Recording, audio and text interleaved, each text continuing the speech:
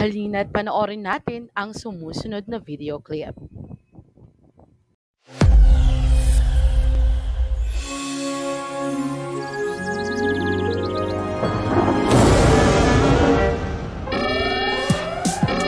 Hero City Kids Force!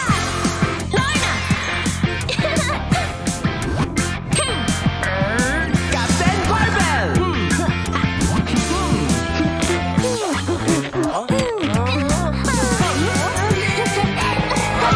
Plastic Man! Here we go! Mga batang superheroes! Handa na kayo mula sa Hero Trio! Here we go!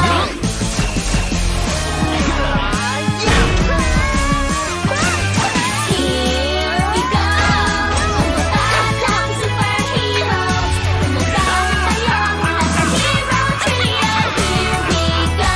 Hero City Kids Force!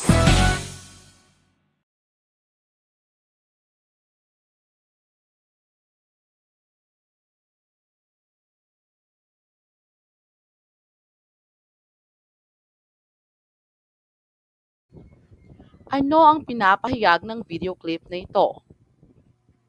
Ano ang inyong mahihinuha sa mga tauhan? Tumpak, sila ay mga bayani. Ano nga ba ang bayani? Sila ay may malasakit sa kanyang kapwa. Gumagawa sila ng pagtulong nang walang anumang kapalit. Nagpapakita ng katapangan, talino, katapatan at kakayahan. Sa tingin ninyo, ano kaya ang akdang pampanitikan ang ating tatalakayin? Tumpak! Ito ay ang epiko.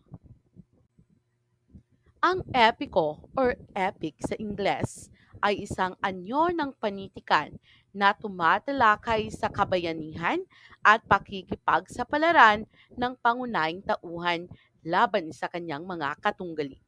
Ito ay karaniwang naglalaman ng hindi kapani-paniwalang pangyayari tulad ng pagkakaroon ng kapangyarihan ng mga tauhan.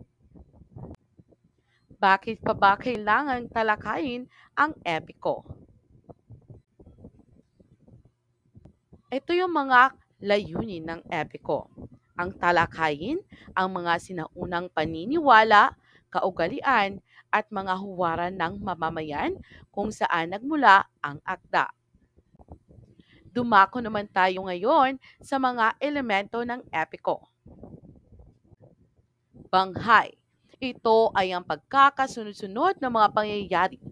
Ang banghay ng isang epiko ay nahahati sa 5 bahagi.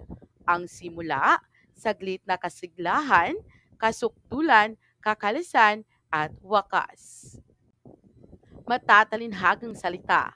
Ang mga matatalinhagang salita ay ang mga salitang hindi nagbibigay ng direktang kahulugan. Sukat at indayog. Sa epiko, may tiyak na sukat na sinusunod. Ito ay wawaluhing pantig, lalabindalawahing pantig, at lalabingwaluhing pantig. Tama ka! Ang epiko ay katulad ng tula na kung saan ay nasa di tuluyang uri ng pampanitikan. Tagpuan. Ang tagpuan ay ang lugar at oras kung saan naganap ang mga pangyayari. Tauhan. Ang tauhan ay siyang nagbibigay ng buhay sa epiko.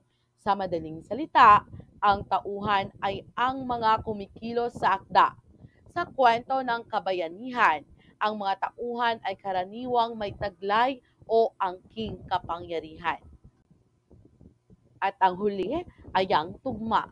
Ang tugma ay laging matatagpuan sa huling pantig ng bawat taludtod.